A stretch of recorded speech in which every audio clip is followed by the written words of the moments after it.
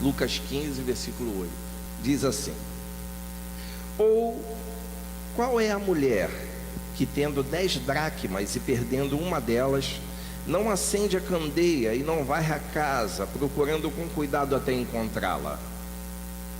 E quando a encontra, reúne as amigas e vizinhas, dizendo: alegrai-vos comigo, porque achei uma dracma que eu havia perdido. Eu vos digo que assim há alegria na presença dos anjos de Deus por um pecador que se arrepende.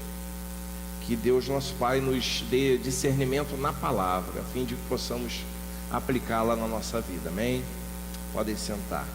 Meus irmãos, aqui em Lucas, no capítulo 15 de Lucas, Jesus está trazendo algumas parábolas.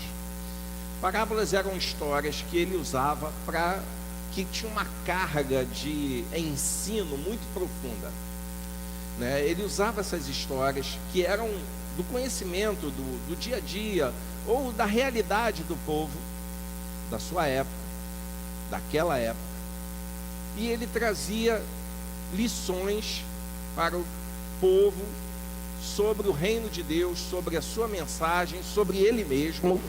Ele falava e ensinava, e aqui ele usa 3 parábolas para falar do amor de Deus, para falar da preocupação, do interesse de Deus em se reconciliar com o ser humano.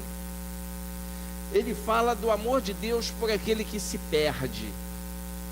Ele fala do amor de Deus que é perdoador e tem, assim, um prazer enorme em alcançar e perdoar o perdido, aquele que se perdeu, aquele que se distanciou de Deus, aquele que caiu em qualquer armadilha ou pecado. Então, ele fala da ovelha perdida. Interessante aqui, do pastor que tem 100 ovelhas e uma delas se perde, ele larga as 99 e vai atrás da ovelha perdida. Ele fala da dracma perdida e ele fala do filho pródigo. É nesse contexto aqui de Lucas. E é interessante que aqui na dracma perdida, antes eu vou dizer o que é uma dracma. O que era uma dracma? A dracma era uma moeda, né? A mulher tinha 10 e ela perdeu uma. Essa era 10% de todo o patrimônio daquela mulher, porque uma dracma, meus irmãos, equivalia a uma diária de um trabalhador braçal, ou seja, o equivalente a um dia de trabalho era o valor daquela moeda. Era uma moeda grega, mas que ainda era corrente mesmo sob o Império Romano, ainda era utilizada durante o Império Romano. Era uma unidade de valor interessante, importante. Então cada moeda daquela era uma diária de um trabalhador, e ela perdeu uma.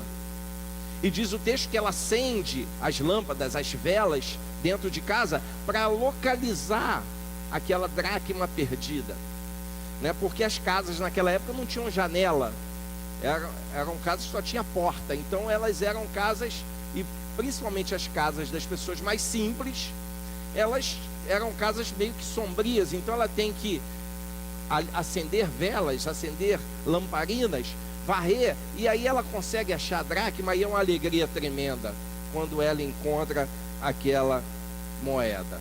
E Jesus usa isso como exemplo para dizer que o reino dos céus é semelhante a alguém, a essa mulher que perde algo de valor, mas quando encontra é uma alegria. Que perde algo de valor, mas que não desiste de procurar. E isso ele está exemplificando a realidade do amor de Deus, que não desiste de procurar quem está perdido. Deus não desiste da gente. É interessante esse texto.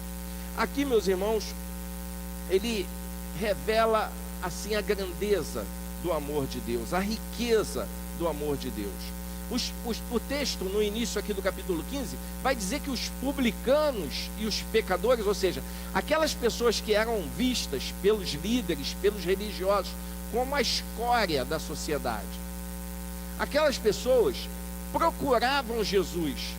E é interessante que eles vinham ouvir o que Jesus tinha para lhes dizer. Vocês vão ver isso lá no capítulo 15, no mesmo capítulo, versículo 1. Eles vinham para ouvi-lo. Os pecadores, quando começaram a ouvir o discurso de Jesus, a autoridade que ele tinha, mas carregada do amor de Deus, eles vinham atrás de Jesus para ouvi-lo. Isso me chama a atenção, porque eles não vinham atrás de Jesus para ver os milagres que ele produzia. Eles não vinham atrás de Jesus para receber curas. Eles não vinham atrás de Jesus para presenciar os sinais maravilhosos que ele certamente já fazia. O texto diz que eles vinham até Jesus para ouvi-lo. O interesse deles era pela mensagem dele. O interesse deles era pela forma como ele falava e transmitia o amor de Deus. Isso é algo que salta aos olhos nesse texto. Eles vinham para ouvir a mensagem de Jesus. E Jesus, os recebia com cordialidade, com clemência, com carinho, os acolhia, os pecadores. Os fariseus olhavam isso e pensavam, esse aí fica se envolvendo com um pecador, porque eles mesmos não se achavam pecadores. Eles não se viam como pecadores, ou então eles faziam como muitos fazem hoje. O pecado deles é mais grave do que os meus. Eles são pecadores. Eles são perdidos. Eu não preciso da misericórdia, porque meu pecado é um pecado leve. Eles são corruptos. Eu só dou dinheiro para o guarda quando ele me pega. O que tem? Eles são corruptos. Eu só furo a fila e passo à frente dos outros. Eles são corruptos. E eu minto. Uma mentirinha não faz mal a ninguém.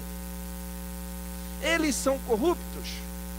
Eu só não devolvo aquilo que eu recebi a mais, porque ninguém é de ferro. Eles são corruptos, mas achado não é roubado. Quem perdeu foi relaxado. Os fariseus eram assim. E aí a gente pode ver como a nossa sociedade está carregada, encharcada de farisaísmo hipócrita, como dessa época aqui. Então, meus irmãos, eles começaram a criticar Jesus. Come com eles. Comer com um pecador, o comer junto é diferente hoje. Hoje a gente entra num restaurante, né, self-service. Já viu self-service? Não é legal?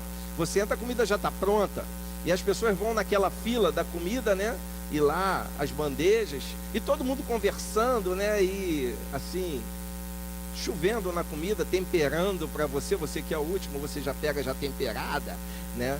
E aí aquela comida maneira, aí você pega, senta numa mesa já coletiva com gente que você nem conhece do teu lado e começa a conversar e tal e coisa. Na época de Jesus não era assim. O judeu não comia com quem não fosse judeu. O judeu não sentava para comer com pessoa que ele não conhecesse, porque o comer junto tinha a ver com intimidade. Então o judeu não fazia uma refeição com quem não era judeu, ou com quem era pecador. Ele não fazia. Ele só comia junto com pessoas do seu nível de intimidade. Meus irmãos, perder a dracma aqui, e Jesus ele exemplifica o amor de Deus quando ele diz que a mulher perde uma moeda que para ela era muito valor, era 10% do patrimônio dela, e quando acha, depois de procurar ansiosamente, ela fica explodindo de alegria. Porque perder a dracma aqui não é como a gente às vezes faz, Tony. Já esqueceu o dinheiro no bolso da bermuda? Outro dia eu peguei uma bermuda que eu não usava, eu acho que mais de ano, acho que uns 2, 3 anos, estava lá na gaveta, eu não usava bermuda. Aí eu fui usando as que tinham, e aquela por último lá, eu vou usar essa bermuda aqui, porque as outras estão lavando, acumulando lá na máquina. Aí quando eu peguei, eu olhei, botei a mão no bolso assim, R$50. R$50 no bolso da bermuda. Eu falei, caramba. A minha alegria quando achei esses 50, nem de perto é a alegria daquela mulher que achou a dracma, porque foi algo que trouxe assim um impacto muito grande. para aquela vida, para aquela pessoa, por causa da sua condição social mesmo. Que é isso que Jesus quer exemplificar, a ansiedade por buscar algo que tinha perdido. Eu nem sabia que tinha perdido aquele dinheiro que estava na bermuda, mas ela sabia o quanto custava e o quanto valia aquela moeda. Por isso Jesus fala: o reino do céu é semelhante a essa mulher que encontrou algo precioso para ela. Meus irmãos, a gente vai meditar hoje sobre algumas coisas que eu tenho comentado, especialmente na quarta-feira. A gente vai meditar hoje sobre estar perdido dentro de casa, que é a situação daquela moeda. Porque a ovelha perdida da parábola das 100 ovelhas, ou a parábola da ovelha perdida, a ovelha perdida se perdeu fora do rebanho. Ela saiu e foi para longe. O filho pródigo se perdeu fora de casa, ele foi embora de casa, ele vai para longe. Diz o texto que vai para um país distante, vai para um lugar distante. Mas a moeda, essa não se perdeu longe. Essa moeda estava dentro de casa, mas estava perdida. E isso, meus irmãos, é o centro da nossa mensagem, é o tema da nossa mensagem dessa noite: é perdido dentro de casa. Perdido dentro de casa. Mas como é que alguém pode estar perdido dentro de casa? Aquela moeda é inanimada, né? Uma moeda da parábola, da história, é uma moeda. Você pega uma moeda, vou pegar aqui uma moeda, uma nota. Isso aqui não tem vida, né? Aqui, R$2. Não tem vida. E quase não tem valor também, né? Mas é inanimado. É inanimado. Mas não é isso que a gente quer ilustrar. A gente quer ilustrar o que está perdido dentro de casa, como cada um de nós, ou como alguém, como uma pessoa que está dentro de casa, mas está perdido, que vive dentro de casa, que respira dentro de casa, que pensa dentro de casa, mas ainda assim está perdido dentro de casa. Mas como alguém pode estar perdido dentro de casa? Primeira coisa, meus irmãos, que veio ao meu coração é que a pessoa está perdida dentro de casa quando ela não possui consciência da sua própria condição. O que eu quero dizer que é não possuir consciência da própria condição? É a pessoa que não se sente perdida, mas está perdida. É a pessoa que não sabe ou não tem consciência da sua condição de perdido. Está dentro da casa do pai, se relaciona com as pessoas que estão na casa do pai, ou com pessoas que se relacionam com o pai. Ela pensa que pertence ao pai, mas não possui relacionamento espiritual com o pai. Está perdido dentro de casa. Está na casa do pai. Se relaciona com pessoas que são filhas do pai, mas ele não é. Ainda não é. A pessoa, meus irmãos, está ambientada no viver religioso, mas não se relaciona com o Senhor. Ela está quase que, né, tranquila, é familiar nesse ambiente, mas está perdida. Ainda está perdida e não tem a consciência de que está. Sabe um grupo de pessoas que é comum acontecer isso? Filho de crente. O filho de crente nasce apresentado aqui na igreja. Tem gente aí com 2 meses de gravidez, né? Né, vovó? Então, nasce dentro da igreja, é apresentado na igreja. Ele cresce no culto infantil, ele frequenta o ambiente, mas está perdido, porque não se converteu ainda. Ele pensa que faz parte, e os pais acham que porque o filho nasceu, frequenta, que ele já se relaciona com Deus, quando não se relaciona ainda. Perdido dentro de casa, igual aquela dracma. Não se perdeu na rua, não foi embora de casa, não saiu por aí, está no ambiente, mas no ambiente meramente religioso. Está perdido. Precisa se converter, precisa receber Jesus como Salvador, e se não fizer, continua perdido. Continua perdido. Perdido dentro de casa.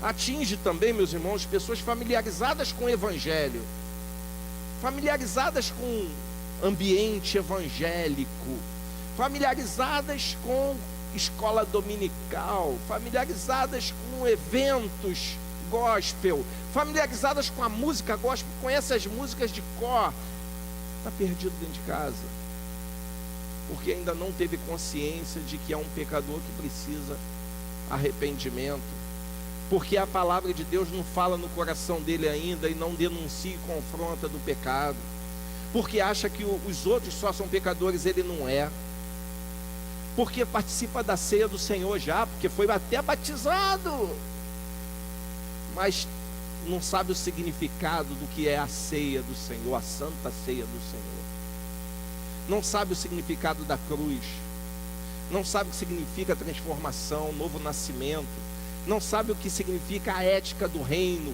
permeando sua conduta, não sabe o que significa mudar, ser nova criatura em Cristo, está perdido dentro de casa, como aquela dracma que precisa ser achada, precisa ser encontrada.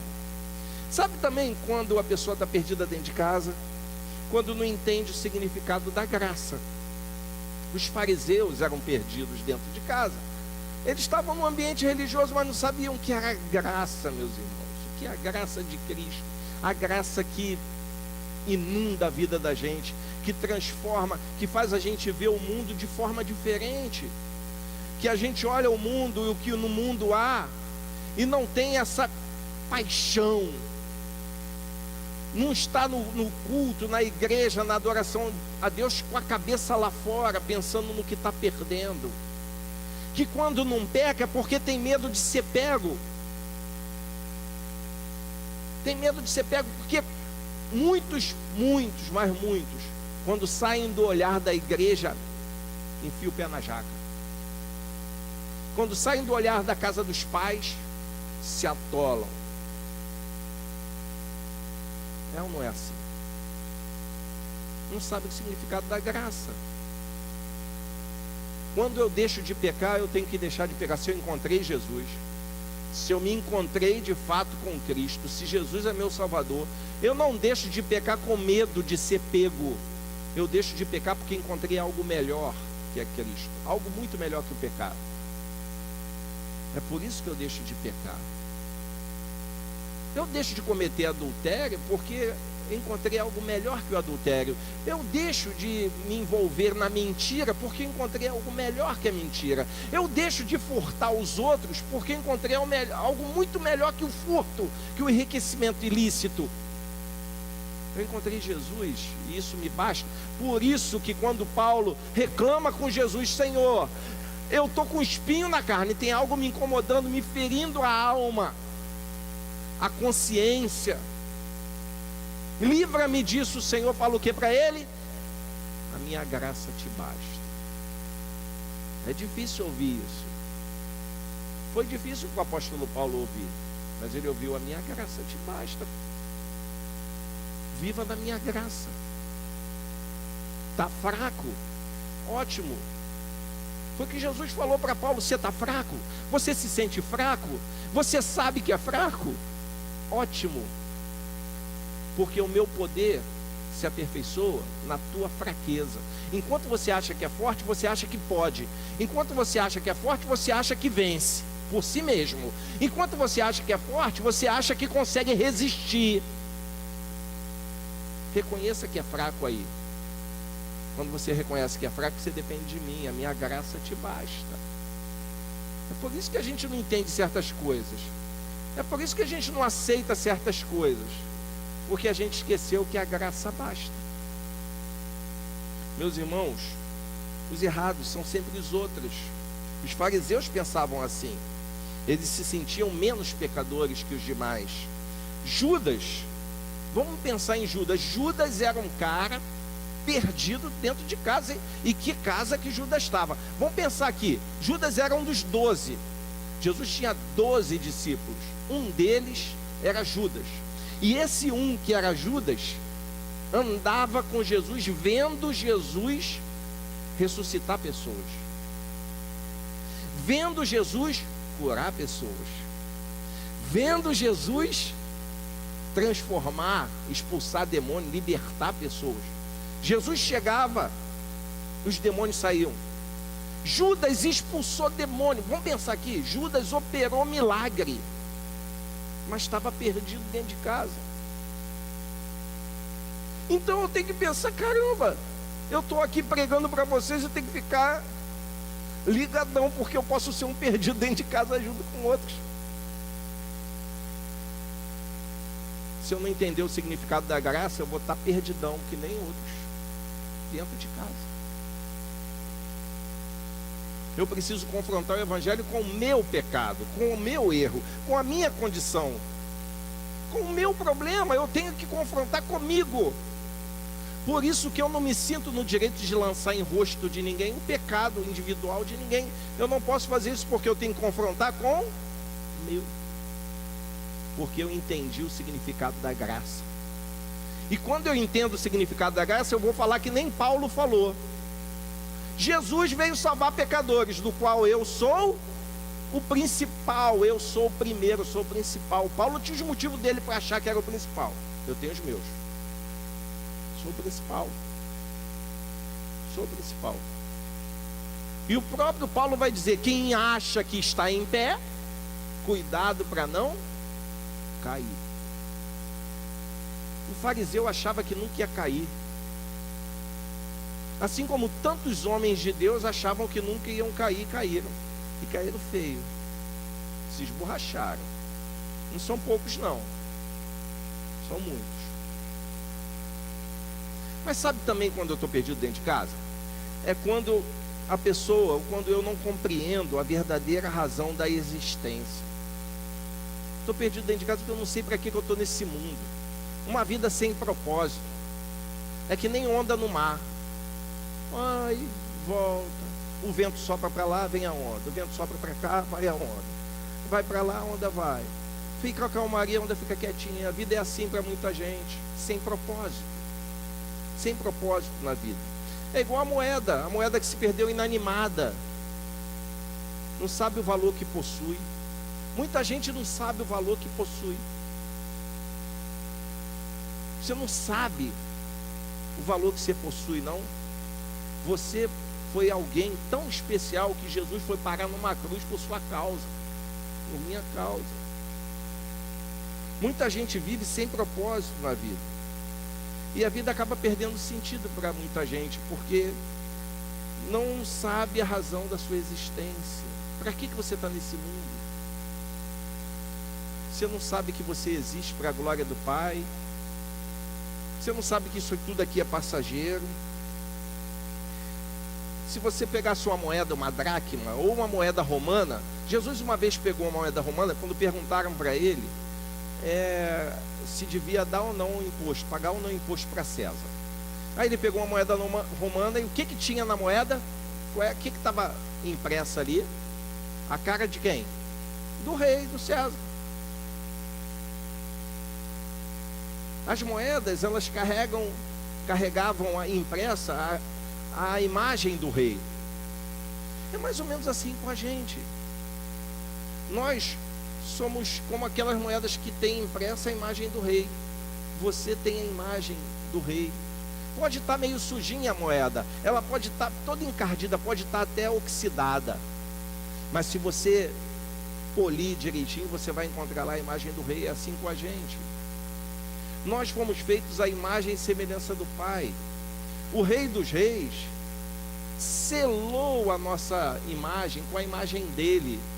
Só que a gente escolheu outras coisas, e aí foi ofuscando a imagem que na verdade deveria ser a do rei em nós.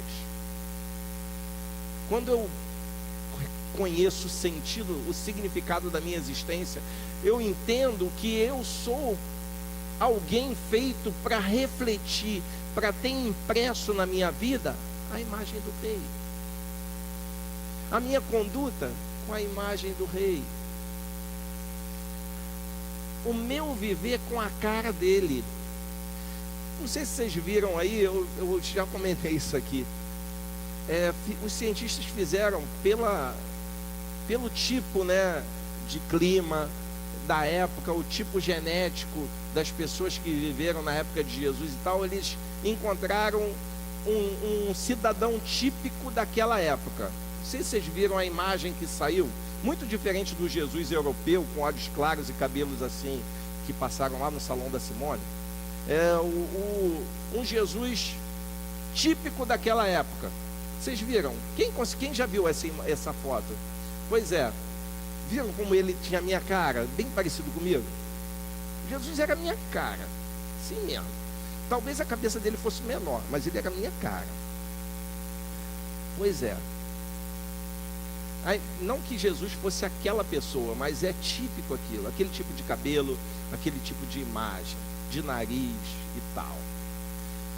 Pois é, meus irmãos, a gente tinha que refletir a imagem do rei na nossa conduta, nos nossos valores. Eu estou perdido dentro de casa quando eu esqueço disso, que eu preciso refletir aquele Jesus, não a imagem estética, não o estereótipo dele, mas os valores que ele tinha. Que tipo de Jesus eu tenho mostrado para o mundo? Tem uma música aí que diz que Jesus não tem dente no país dos banguelas, não é isso? Jesus não tem dente no país dos banguelas. Tem uma música assim, com essa letra. Por quê? Porque cada um coloca um Jesus segundo a sua conveniência. Mas o Jesus da Bíblia, do Evangelho, é que deve nortear, é que deve moldar a mim mesmo. Quando eu perco a noção de que eu preciso ser que nem Ele, andar que nem Ele, viver segundo os valores dele, eu estou perdido dentro de casa. Eu estou na casa do Pai, eu levanto a mão para adorar, eu adoro, eu canto, eu bato palma, mas estou perdido ainda, porque eu perdi a noção do que é de fato me relacionar com Ele. Eu perdi a imagem dele em mim. Eu deixei de brilhar a luz dele na minha vida. Estou perdido dentro de casa, que nem aquela dracma. Quantos não estão dentro de casa perdidos aí? Quantos estão dentro da tua casa? Você que é pai e mãe, está dentro da tua casa, mas está dentro da tua casa perdido. Perdido. Mas tem algo que eu vejo ali na palavra do próprio mestre, que fala que ele veio buscar e salvar se havia perdido. E ele está ansioso, que nem aquela mulher que acendia a lâmpada, que varria a casa, que estava procurando o que estava perdido lá dentro de casa. Então, o que eu tenho para dizer para você hoje: procura o que está perdido dentro da tua casa. Começa a procurar onde é que a gente se perdeu nessa história, onde a gente se perdeu um do outro, onde o meu filho saiu aqui, em que momento ele ficou tão distante de mim que se perdeu, ou em que momento eu fiquei tão distante dele que me perdi dentro da minha casa. Está na hora de procurar.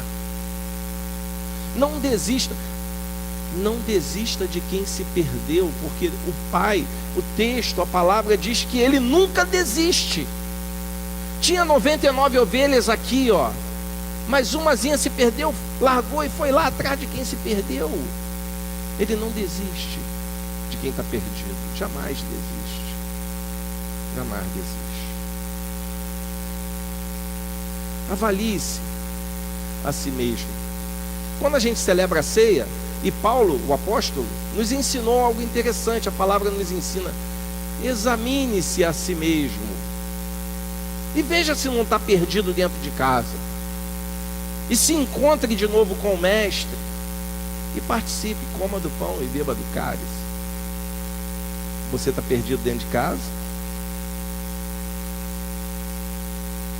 Se uma mulher que perde uma moeda faz o que fez, imagine Jesus, que não está disposto a fazer para encontrar aquele que está perdido. Ele morreu numa cruz por causa disso. Porque Deus sofre cada perda, cada pecador que se afasta, Ele sofre. E Ele quer encontrar. E se você se sente perdido hoje, essa é a hora de ser encontrado, de ser achado, porque Ele veio buscar e salvar o que se havia perdido. Deus, Ele prefere muito mais restaurar um pecador do que apagá-lo da sua memória, porque Ele não esquece de nenhum de nós. Deus não desiste de nós, meus irmãos. Eu sei disso por experiência. Ele nunca desistiu de mim. Ele não desiste de você. Ele não desiste de você. Que você que está perdido dentro de casa possa ser encontrado. Que você que tem alguém perdido dentro de casa possa encontrar, a fim de que Cristo também encontre quem está perdido dentro da sua casa. Que Ele, pois, nos abençoe. Amém?